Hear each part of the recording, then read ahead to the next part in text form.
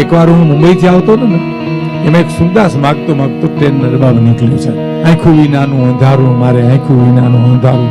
કોઈ દીએ તે તું પાંચિયા ને ઢબુડી દસિયાનું ચલણ હતું. એમાં પાટી એક જણો સૂતો હતો સાહેબ. એ નીંદર ઉડી ગઈ એની આ અવાજ સાંભળી. એવો મીઠો અવાજ ગાતો હતો.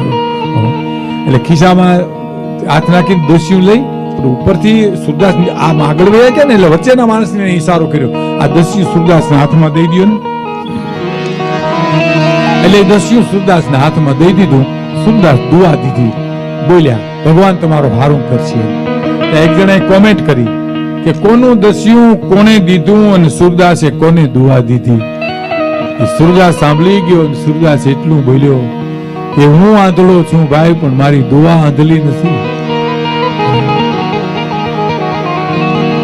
મારી દુઆ તો દસિયા વાળાને ગોતી લે જાય છે.